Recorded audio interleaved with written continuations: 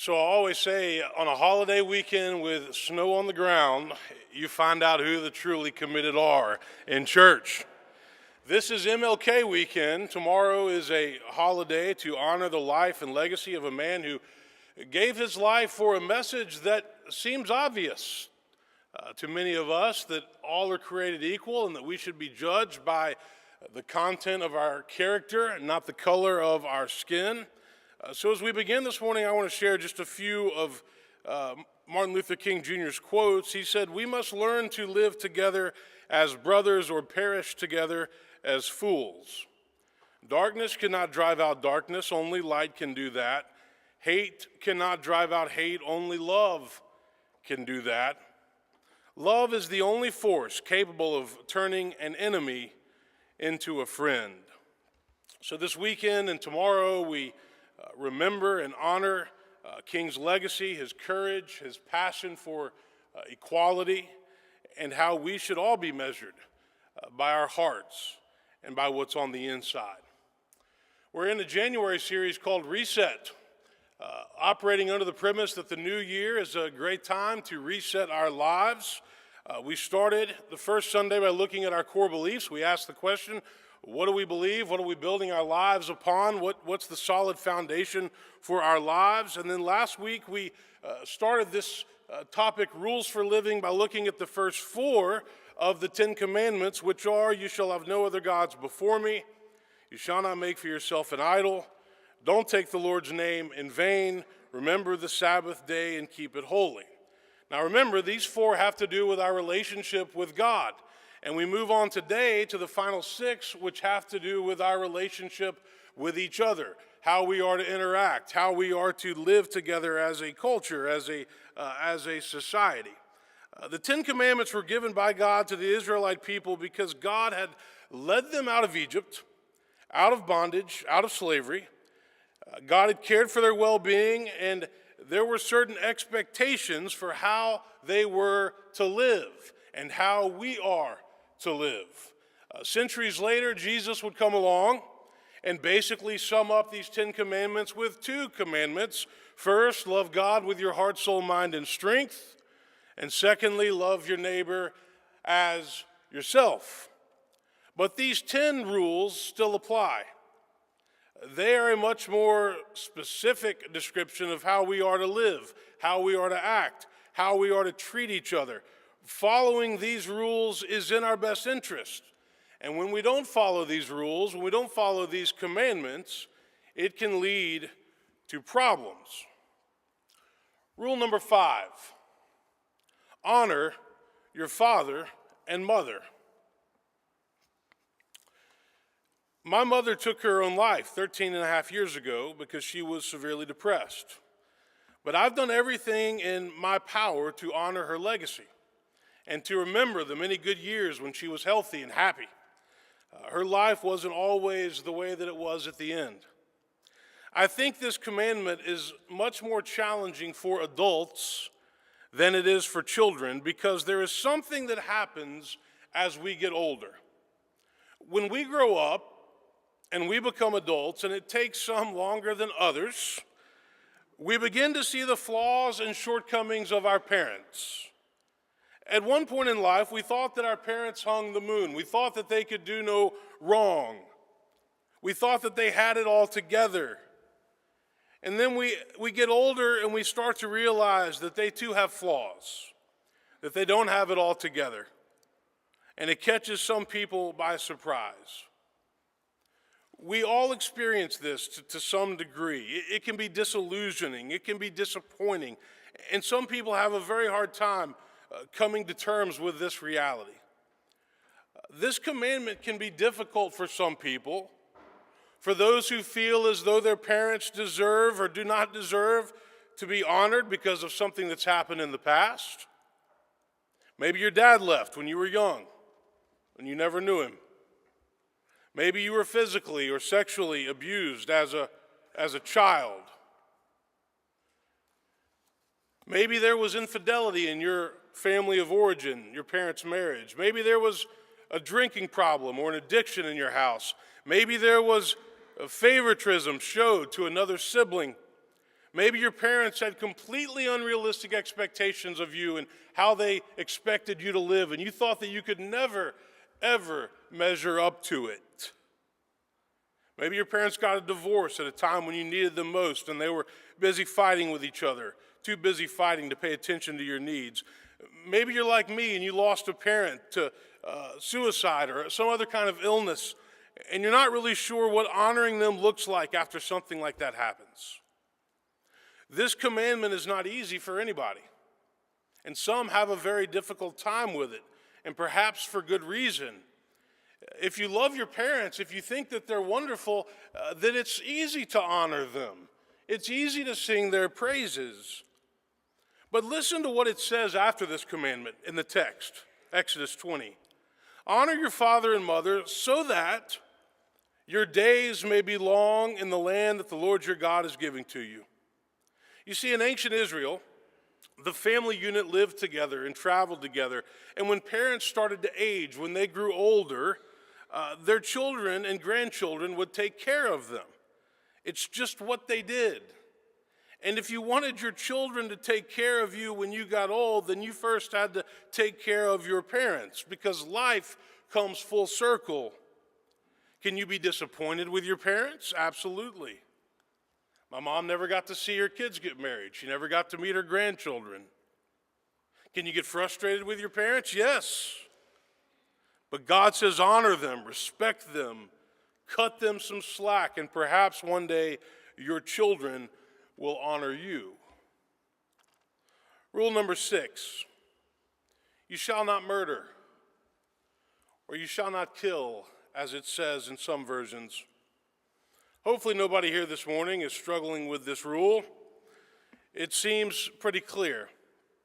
But for obvious reasons, this commandment opens the door to discussions and topics where faith and politics seem to inevitably collide. We would all agree that this commandment is good and that it makes sense, but Christians can agree as to when it should be enforced. War, the death penalty, abortion, euthanasia, to name a few topics. Personally, I've always been drawn, I've told you this before, to what has been called a consistent ethic of life. So generally speaking, I am against war because I think war is hell. I'm against the death penalty because I support other measures of criminal punishment. Personally, I tend to be pro-life, but at the same time, I respect the fact that a woman has the right to make decisions regarding her own body. It's amazing how a simple commandment can become so controversial. And we could do an entire sermon series on this one commandment and all the different ways that it plays out in our culture and in our lives, but we've got to keep moving this morning. I'll quote Stanley Hauerwas and Will Willimon, who say this in that book, The Truth About God.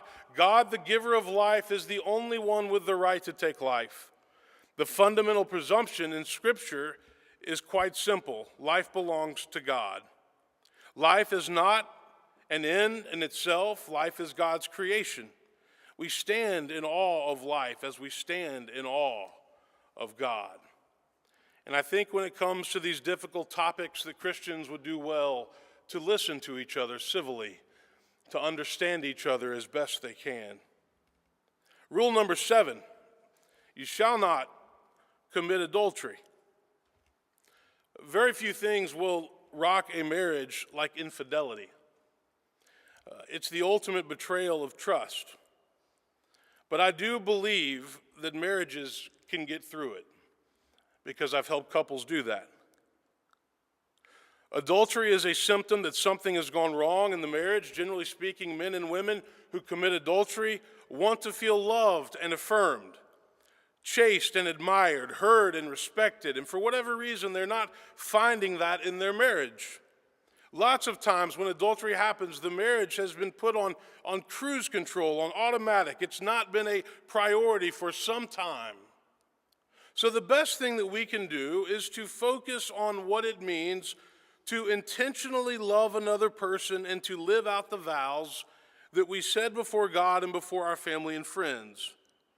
The best thing that we can do is to remember and to live those famous words of Paul, that love is patient, and love is kind, and love is not envious or boastful or arrogant or rude. It is not irritable or resentful. It does not rejoice in wrongdoing, but it rejoices in the truth. It bears all things, it believes all things, it hopes all things, and it endures all things. Love, Paul says, never ends.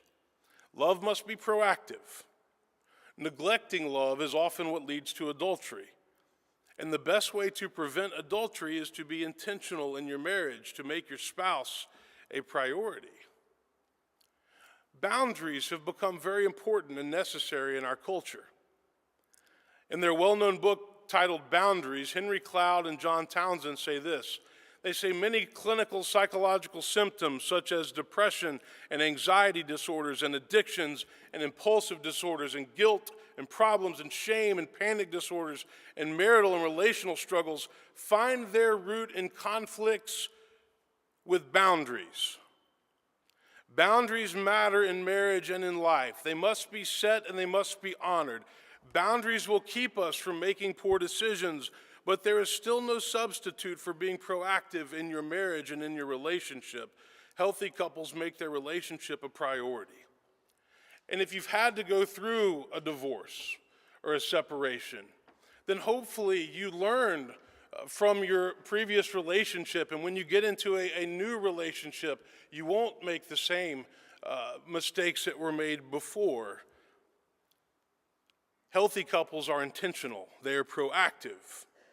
Rule number 8, you shall not steal. Now, I'm going to say this carefully. I was born and raised in Memphis, Tennessee, and I can tell you some stories about theft. I could tell you about our yard guy. He broke into our garage when I was young, and he stole our leaf vacuum. I could tell you about trying to lead a young adult Bible study when I was a young adult minister, and people would come over and they were parked on the street, and thieves came not once but twice in the same night to break into cars and to steal stuff out of those cars. I could tell you about my best friend who walked out one morning and found his car up on blocks in his driveway. The tires had been stolen. I could tell you lots of stories about theft, but I want to talk about theft as it relates to stealing things that are less tangible. Theft as omission and neglect. It doesn't just apply to stuff. Adultery is a form of theft. Not only is it stealing somebody else's spouse, it can also lead to stealing the happiness and well-being of two marriages, two families. There's always a lot of collateral damage when it comes to adultery. Lots of lives get affected. Lots of people get hurt. But what about the concept of stealing valuable time?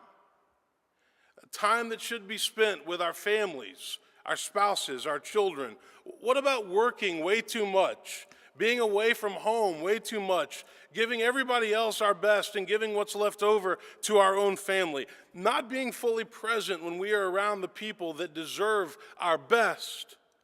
What about having more than enough resources and not helping those who are in desperate need? Could that be viewed as a form of theft? Harold Wasson Williman say temperance, the moderate attachment to the world's goods and the pursuit of justice, limiting our desire to pursue our neighbor's goods as well as increasing our desire to render them is what is their due, are ways we learn to be a people who are not captured by theft. To be able to say, enough is enough. To see our neighbor's needs as a claim upon our possessions are great, though difficult, virtues. If we ever thought of theft as failing to help somebody, especially somebody who has a basic subsistence need, as a form of theft. Theft takes lots of forms, but there is one thing that we can never get back and never replace, and that is time. So we must be very careful with how we spend our time. Time is precious, it's priceless. We must use it wisely. Rule number 9, you shall not bear false witness against your neighbor. You shall not lie. Tell the truth. Many books and articles have been written on this subject, but there are 5 consistent themes that I've discovered as to why people lie, why they don't tell the truth. The first is fear. We lie because we fear letting the truth be known. We're afraid of what others might think or say if we told the truth. Fear is also directly tied to having a lack of courage and self-confidence. The second reason is shame and guilt, and those are tied together. There's a lot of shame and guilt in our culture which causes people to be afraid. People have done and will do things that they are not proud of, and when they are asked about it, they will lie to cover it up and to avoid talking about it. Then there's selfishness. People lie because they're looking out for themselves, and they don't mind deceiving others or misleading others as long as it will continue to benefit them personally. When it comes down to it, almost all lying is basically selfish. We deceive each other to make ourselves feel and look better. Fourth reason people lie, ambition. People lie because it will help them achieve something. It will help them move forward in their career. It will help them get more money or more prestige. It will help them earn the next position or get ahead of somebody else. And then lastly, people lie because they want to be nice. They don't want to hurt people.